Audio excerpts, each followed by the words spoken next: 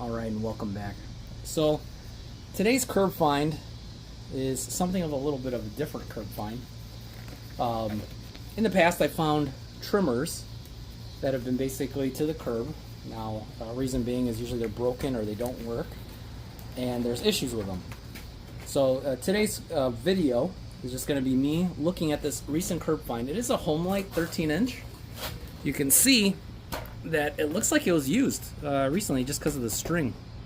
So I don't see, I haven't tested it yet, but you know, obviously it's been used, it's been dirty. If there's any issues with it, what I'm going to do in this video is basically just look at it, see if it runs, and if it runs, possibly go about cleaning it up and then listing it, because I don't need a string trimmer. But I see here there is still line on it. It's kind of hard to see, but there is actually line on it. So as you can see right here, if I just angle it a little bit, I don't want to pull it out completely, but you can see right there, you can actually see on the bottom that there is line. Let me see if I can angle it. There you go. There is line still on this, so there is a little bit of line. So it looks like the assembly is there. We have the coil, or I'm sorry, the rewind assembly here in the center, and then basically you have the cap. Usually if I find these that are broken, the cap and everything is pretty much gone on them, so they won't basically work without them. So what I'll do here, I'll get that back on there. So I see here it is an auto feed one. There is a little button here that basically depresses at times when you want it to feed more line. So then as it runs, it'll actually self-cut and basically regulate the size of it. So then it's basically a certain length.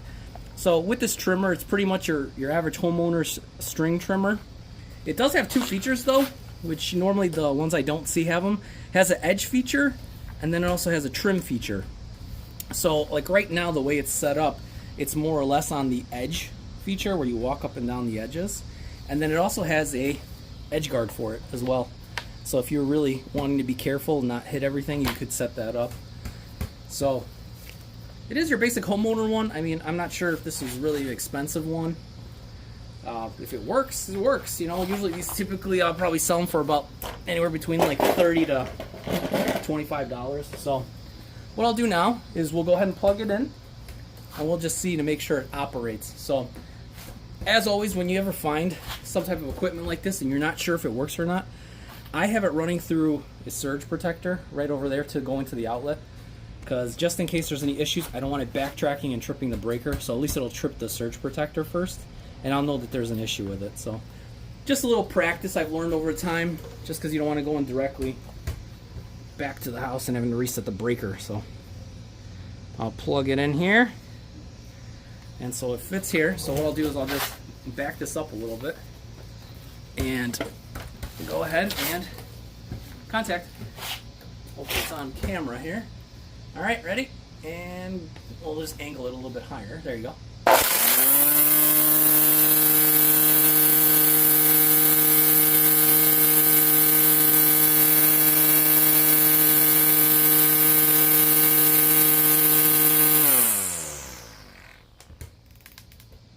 And as you can hear, it works fine. It actually self-trimmed the actual line on itself, so it does work fine. So I'm actually perplexed why this was tossed. My assumption is the person that probably owned it didn't want it anymore, or they maybe got a battery operated one, or maybe possibly they're done cutting their own stuff and they're going to hire somebody out to do it going forward. Usually on these, I mean, it's pretty much standard. It works, it works. It doesn't, it doesn't.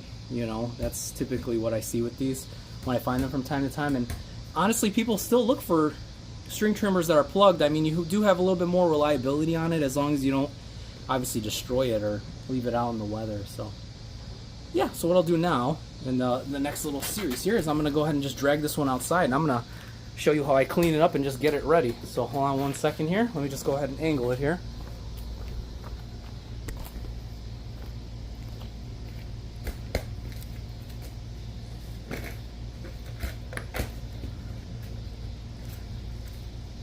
It's a fairly simple process. It's basically just where I see the dirt buildup is I'm just going to use some ready to go super clean mixture where it'll eat at the dirt and the grease if it has any grease. More likely it's just dirt and just caked up over time. And I'll let it just soak in for a little bit.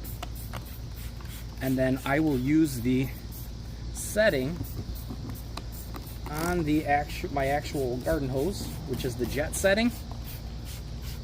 And I like to just shoot it from both sides. I'll let it sit for about a minute. And we'll see if we can just bring back a little bit of this dirt off of it. And I also like to clean the actual plastic housing inside too if I can, just because it adds a little bit more appeal to it. So I'll let that sit for a minute. And let me just get the hose.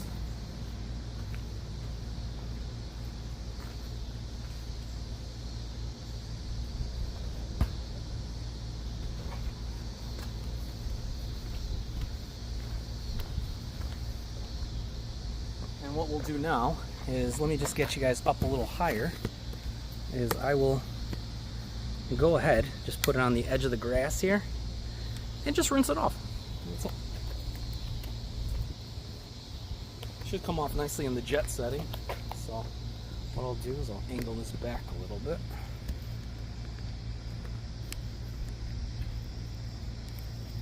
Let me try getting a little closer. There you go. Zoomed in a little bit. Then on the jet setting here, I will go ahead and clean it.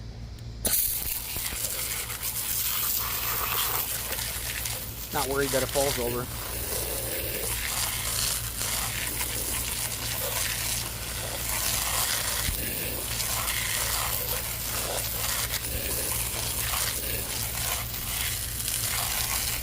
You just flip it up, or flip it on the other side of it. Right there. You can aim it there to clean it up.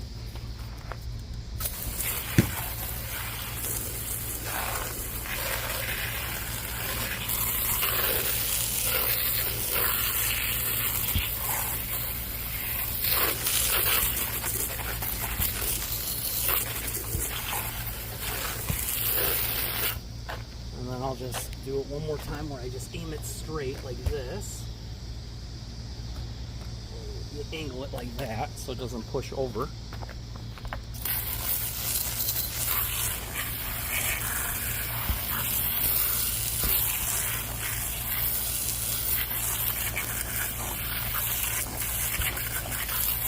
All right, perfect.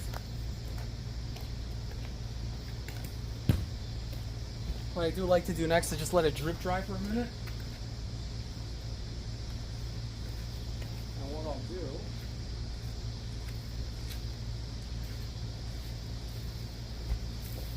is let it just drip dry for a minute here. Just by lifting it up. I'll go ahead and I will just plug it in, just making sure obviously the contacts are dry, which they are. And putting it in, and then just lastly, just giving it a run again, where it basically spins. So basically it'll clean off.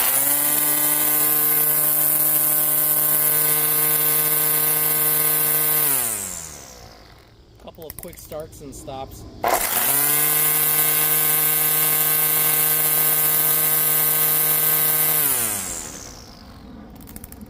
And it seems good. So I can go ahead and just leave this to dry a little bit. And once it's completely dry, I'll take a few photos of it and then just go ahead and list it. So yeah, all in all, not a horrible find, not a horrible repair. You just gotta kind of just obviously know what you're doing. If it was something where it was basically an issue with it, or if it's broken, you could always just remove the head. You could see where the issue is, if there's a wiring problem or whatnot. But this one was luckily just a kind of clean up and just make sure it runs, and I don't have to add any parts to it or do anything to it. So it's gonna be a good, easy turnaround, and I hope it's a quick sale. I know we're getting close to the end of grass cutting season, but people do need trimmers, especially electric ones, and people don't want to mess with gas. So I can see both points of views on why these are still popular as they are. So yeah, hope you guys like the quick content here of a Curb-Fime Homelite 13-inch string trimmer.